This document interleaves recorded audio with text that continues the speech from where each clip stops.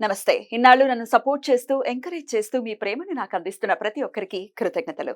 అలాగే ఈ వీడియో కూడా ఖచ్చితంగా మీకు ఉపయోగపడుతుంది. లైక్, షేర్ అండ్ సబ్స్క్రైబ్ చేసి మీ సపోర్ట్‌ని నాకు అందించండి. అలాగే ఈ వీడియో పట్ల మీకున్న అభిప్రాయాన్ని కామెంట్ సెక్షన్‌లో కామెంట్ చేసి తెలియజేయండి. ఇప్పుడు వీడియోని చూద్దాం. జీవితంలో రకరకాల సమస్యలతో బాధపడుతున్నారా? ముఖ్యంగా ఆర్థిక సమస్యలతో సతమతమవుతున్నారా? ఎన్నో పరిహారాలు చేసి అలసిపోయారా? మంచి మార్గం దొరకాలని కోరుకుంటున్నారా? అయితే రండి, విశ్వాన్ని ఎలా అడగాలో తెలుసుకుందాం. లా ఆఫ్ అట్రాక్షన్ క్లాసెస్ మీకోసం మన ఛానల్లో. వివరాల కొరకు సంప్రదించండి. నమస్తే, వెల్కమ్ టు అవర్ ఛానల్. నేను పద్మిని. ప్రస్తుతంతో పాటు ప్రముఖ ఆధ్యాత్మికవేత్త, సూర్య ఉపాసకులు, Sun Spiritual Society founder Vikramaditya గారు ఉన్నారు. మాట్లాడదాం. సార్ నమస్తే. సార్ సూర్యోస్మితల్లి. సార్, మకర రాశి వారు, ఈ మకర రాశి వారు ఎట్లాంటి సమస్యల్ని సహజంగానే ఎదుర్కొంటుంటారు? ఈ సమస్యల నుంచి అధిగమించడం కోసం ద్వాదశ జ్యోతిర్లింగాల గురించి మీరు చెప్తూ ఉన్నారు. ప్రత్యేకించి మకర రాశి వారు ఏ జ్యోతిర్లింగాన్ని దర్శించాలి ఒకసారి మీరు? తప్పకుండా అంటే మనకి మకరం అనగానే కాలపురుష చక్రంలో దశమస్థానం, కర్మస్థానం. కానీ జ్యోతిర్లింగాల్లోకి వస్తులోకి అంటే ఆ ప్రయాణాన్ని అనుసరిస్తూ ఇది 6వ జ్యోతిర్లింగంగా చెప్పబడుతూ ఉంటుంది. 6వ జ్యోతిర్లింగంగా చెప్పబడుతుంది. కాకపోతే ఇది అంటే కొన్ని సింబాలిజంగా మనకి ఎలా కలిసినవంటే, అక్కడ ఎత్తైన కొండల మధ్యలో కిందకి లోయలో ఉంటూ మన సహజంగా దేవాలయాలన్నీ కూడా కొండల మీద పైన ఉంటాయి. కానీ ఇది కొంచెం నిగూఢంగా ఉంటుంది, కిందకు ఉంటుంది, లోయలో ఉంటున్నట్టు ఉంటుంది. అక్కడ ప్రధానంగా నలుపుకి ఎక్కువగా అంటే ఆ గిరులన్నీ కూడా నల్లటి గిరులు. మరి శనేశ్వరుల వారిది కదా మకర రాశి. అదే అంటే ఆ సింబాలిజం చెప్పబడి ఉండడం.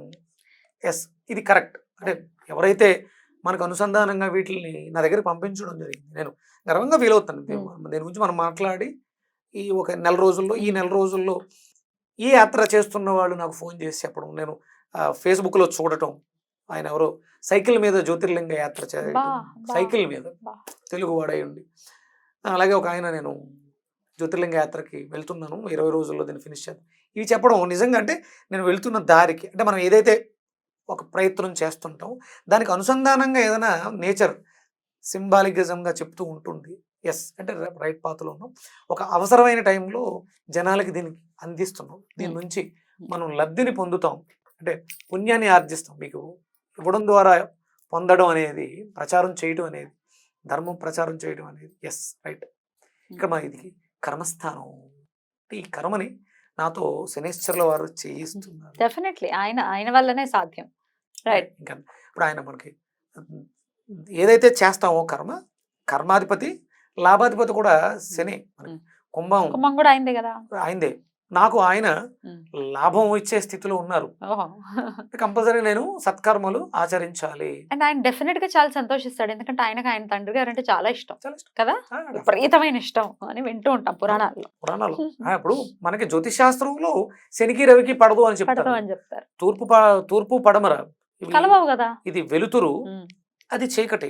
అంతే తప్ప అంటే కలవవు, దిక్కులు కలవవు తప్ప తండ్రి కొడుకుల మధ్య వైరం ఉంది, వాళ్ళిద్దరికి పడదు. Different energies. ఈయన కూల్ గా ఉంటాడు, ఆయన హాట్ గా ఉంటాడు. కాబట్టి ఆ రెండిట్లని మనం అనుసంధానం చేసుకుంటూ, అంటే మన ప్రవర్తనలో కర్మ సాక్ష్యమో సూర్యుడు, కర్మ కారకుడేమో శనిశ్చరుడు. అద్భుతం కదా. ఈయన పంచమాన్ని ప్రేమనిస్తూ ఉంటాడు. అంటే మనం ఆయన యొక్క అనుగ్రహాన్ని పొందాలంటే మనం సూర్య భగవాను నుండి ఆరాధించాలి. సూర్యోదయానికి పూర్వమే నిద్ర లేవాలి. ఇవన్నీ కూడా మనకి కర్మలు. మనకి అలాగే మన జాతకంలో అనుదిన ధర్మాలను ఉంటాయి. అవి పొద్దుటే ప్రతిరోజు సూర్యోదయం పూర్వం లేవటం, మనం చేసే కర్మలన్నీ కూడా ఇక్కడ దశమంగా లెక్కించి లాభాన్ని మన అకౌంట్లో వేస్తాడు. మరి ఆ జ్యోతిర్లింగం ఏది? అదే మీరే చెప్పాలి, వెయిట్ చేస్తున్నాం. భీమశంకరం ఎక్కడుంది సార్? ఇది మహారాష్ట్రలో ఉంది.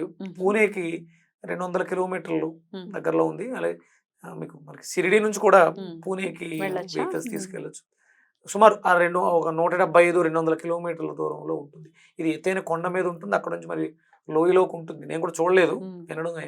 అది చాగంటి కోటేశ్వరరావు గారి నోటి ద్వారా దాని గురించి మనం విన్నప్పుడు, కుంభకర్ణుడికి కొడుకు, అంటే అక్కడ ఆవిడ ఆ కొండ మీద దీక్ష చేస్తూ ఉన్నప్పుడు అక్కడికి కుంభకర్ణుల వారు వెళ్ళడంతో వాళ్ళిద్దరి మధ్య జరిగినటువంటి గాంధర్వ వివాహానికి ప్రతీకగా ఆయన పుట్టడం భీమశంకరుడు. తర్వాత ఆయన శత్రుత్వాన్ని పెంచుకుని అంటే నా తల్లి జీవితం ఇలా ఎందుకు అయిపోయింది, అంటే కొడుకు చాలా బలవంతుడు అవ్వాలి అంటే అది రాక్షసి జాతి, ఇద్దరు రాక్షసులు ఉంటే రాముల వారు అరణ్యవాసం చేసే సమయంలో భర్తను సంహరిస్తారు, ఇప్పుడు ఒక్కరితే ఉంటుంది. ఆ కోపంతో ఒక్కరితే అక్కడ ఆ లోయలో ఆ పర్వతం మీద ఉంటే ఈ విషయం కుంభకర్ణుడికి తెలుస్తుంది. ఇక్కడ ఒక ఆవిడ ఇలా ఉందని చెప్పేసి, ఏంటమ్మా నీ బాధ అని చెప్పేసి ఆవిడ కుంభకర్ణుడు వస్తే కుంభకర్ణుడికి ఆవిడకి పుట్టినటువంటి బిడ్డ, పుట్టే బిడ్డ అంటే ఆవిడకి రాముడి మీద ద్వేషం ఉంది ఆ రాక్షసికి. అలాగే ఇక్కడ తిను ఒంటరిగా ఉన్నావు, వైధవ్యంతో ఉన్నావు కదా, నువ్వు యవ్వనంలో కూడా ఉన్నావు అని చెప్పేసి ఆవిడ మీద బలాత్కారం చేస్తాడు కుంభకర్ణుడు కథలు. ఆవిడ ఏమనుకుంటుందంటే కుంభకర్ణుడి మీద కోపంతో కాకుండా పుట్టేవాడు చాలా బలవంతుడు అవ్వాలి, భీముడు అంతటి బలం కలగాలి అని చెప్పేసి కోరుకోవడంతో ఆవిడకు ఒక పుత్రుడు కలగటం, వాడి పేరు భీముడు భీముడు భీముడు అని పెంచడం, బలవంతుడు అని చెప్పేసి పెంచడం జరుగుతుంది. ఆ బిడ్డ అడుగుతాడు అనమాట తల్లిని, అమ్మాయి ఎప్పుడు మనం ఇద్దరమే ఉంటున్నాం, నాన్నగారు కనపడరేంటి? శ్రీ మహావిష్ణువు అంటే రాముల వారే కదా భీము చంపేశారు కుంభకర్ణుడు కూడా రాముల వారే సంహారం చేశారు. ఇటు తన భర్తని ఇటు ఈయన కూడా సంహారం చేశాడు. అంటే శ్రీ మహావిష్ణువు ఇప్పుడు శ్రీ మహావిష్ణువు రూపంలో ఉన్నాడు రాముడు వారు అని చెప్పేసి, నువ్వు మన నాన్నగారిని శ్రీ మహావిష్ణువు సంహరించాడు కాబట్టి నువ్వు శ్రీ మహావిష్ణువుని సంహరించాలి అని కొడుకులో ఇదిని పెంచుద్దాం, విద్వేషాన్ని. ఇక్కడ విష్ణు ఎక్కడ అని చెప్పేసి ముల్లోకాలు వెతికేస్తుంటాడు. విష్ణు ఎక్కడ ఉంటాడు? వ్యాప్తి చెంది విశ్వం అంతా ఉన్నాడు, తనలో కూడా ఉన్నాడు విష్ణు. దాన్ని సంహరించాలని చూస్తుంటే ఎవరైతే భగవంతుడి పాదాలు పట్టుకుని ఆశ్రయిస్తారో వాళ్ళందరినీ సంహరించేస్తూ ఉంటాడు. అలా ఒక సుదీక్షణ మహారాజుని తీసుకొచ్చి జైల్లో పెడతారు, భక్తుడు అని చెప్పేసి. ఆయన పార్థివలింగాలకి ప్రతినిత్యం అభిషేకం చేస్తూ ఉంటారు కాబట్టి ఆయన వచ్చి అంటే ఇప్పుడు ఈయన చంపాలనుకుంది విష్ణువు, అక్కడ చేసేదేమో శివార్చన, ఈయన కాదు కదా. ఈయన సంహరిందామని చేసుకో టైంలో ఆయన వేడుకుంటాడు పరమేశ్వరుని, స్వామి ఈ దుర్మార్గుడిని సంహరించు. అంటే మనం చెప్పుకోవాలంటే చాలా పెద్ద కథ అవుతుంది. అంటే ఆ భీమేశ్వరాలయం ఎలా వచ్చింది అనడానికి మనం అప్పుడు ఆ స్వామి వచ్చి ఈ భీమేశ్వరుని సంహరిస్తారు. తల్లి కోరుకుంటుంది, స్వామి తప్పు క్షమించు, ఇది పరిస్థితి అని కోరుకుంటే, ఇది ద్వాదశ జ్యోతిర్లింగాల్లో ఒక అద్భుతమైనటువంటి దివ్య క్షేత్రం అవ్వాలి, నా కొడుకు పేరు చిరస్థాయిగా నిలిచిపోవాలన్నప్పుడు వరాన్ని ఇస్తాడు, ఈశ్వరుడే వరాన్ని ఇచ్చాడు. అద్భుతం అద్భుతం. వరాన్ని ఇచ్చి ఆయన పేరు మీద ఆ జ్యోతిర్లింగంగా ఇప్పటికీ విరాజిల్లుతున్నారు ఈశ్వరుడు. అద్భుతం సార్. సో అక్కడికి ఖచ్చితంగా మకర రాశి వారు దర్శనం చేసుకోవాలి.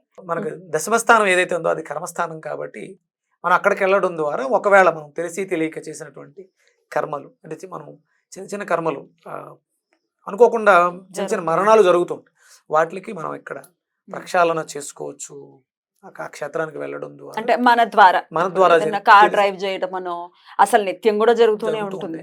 వాటిలన్నిటికీ కూడా అద్భుతమైనటువంటి పరిష్కారం ఇక్కడ లభిస్తుంది. ఒకవేళ వెళ్ళలేకపోతే మీరు అడుగుతారు కదా, ఎలాగో అడిగేస్తాను చెప్పండి. ఒకవేళ వెళ్ళలేకపోతున్నామండి, అంత ఆర్థిక స్తోమత లేదు, మరి మా సమస్యలు తీరాలి అని అనుకుంటే ఏ నామంతో ఈశ్వరుని కొలవాలి? మన ఊర్లో ఉన్నటువంటి శివాలయాల్లో కూర్చొని ఈ నామాన్ని మనం చేసుకోవడం ద్వారా అక్కడికి వెళ్ళడానికి అంటే వెళ్ళకపోయినా పర్వాలేదు కాదు, వెళ్ళాలి, ఎప్పటికైనా వెళ్ళే అవకాశాన్ని ఆ శివుడే పరమేశ్వరుడే మనకి ఇవ్వాలి కాబట్టి ఆ మంత్రాన్ని చేసుకోవడం ద్వారా మనకు ఉన్నటువంటి కష్టాలు అక్కడికి వెళ్ళడానికి అవకాశం. రైట్, ఏంటి ఆ మంత్రం? ఎం డాకిని సాకిని కా సమాజై నిషేమ్యమానంపి సిత శనైశ్చ సదైవ భీమాదిపద ప్రసిద్ధం తం శంకరం భూతహితం నమామి. అంటే ఆ కొండని డాకిని సాకిని దేవతలు రాక్షసులు ఆధిపత్యంలో ఉండేవాళ్ళు అంతకు ముందు. అందుకని అంటే వాటిల్ని ఉచ్చరించడం ద్వారా అంటే మనం వెళ్ళడానికి కాదు, అంటే మన చుట్టూ కూడా ఉంటాయిగా ఈ ప్రమాదాలు శక్తుల్ని మనం ఈ మంత్రం పఠించడం ద్వారా మనకి అక్కడికి వెళ్ళడానికి యోగ్యత. మన గ్రామాల్లో ఉన్నటువంటి శివాలయాలు కంపల్సరీ హిందువులం పరమేశ్వరుడి యొక్క అనుగ్రహాన్ని పొందాలనుకుంటున్న వాళ్ళు ప్రతి ఆదివారం శివాలయాల్లో ఉండాలి. స్వామివారికి నీళ్లు ఉదకంతో అభిషేకం చేయించుకోవాలి, ఈ నామాన్ని అర్చించాలి. రైట్, 108 సార్లు. రైట్, అద్భుతం సార్, చాలా బ్యూటిఫుల్ గా ఎక్స్ప్లెయిన్ చేస్తారు. దాని వెనకాల ఉన్నటువంటి చరిత్ర కూడా ఏదో ఊరికే జ్యోతిర్లింగం ఏదో అలా వచ్చేయటం కాదు, లేకపోతే ఏదో గుడిగా మామూలు కట్టేసుకుని ఇల్లు కట్టేసుకున్నట్టు కట్టుకోవడం కాదు, దాని వెనకాల ఎంతో చరిత్ర. అంటే ఇప్పుడు మన దేవాలయాలన్నీ కూడా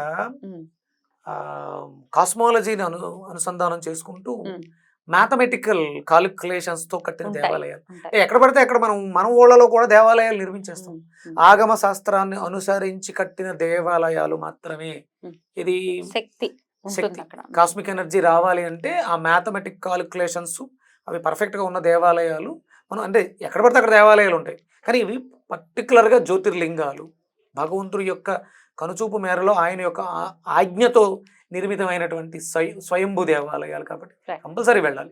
అద్భుతం, చాలా బ్యూటిఫుల్ గా ఎక్స్ప్లెయిన్ చేశారు. ఇక నెక్స్ట్ ఎపిసోడ్ లో కుంభరాశి వారు ఏ జ్యోతిర్లింగాన్ని దర్శించుకోవాలి, ఎందుకు దర్శించుకోవాలి అనే విషయాన్ని తెలుసుకుందాం. Thank you so very much sir. Suryasmita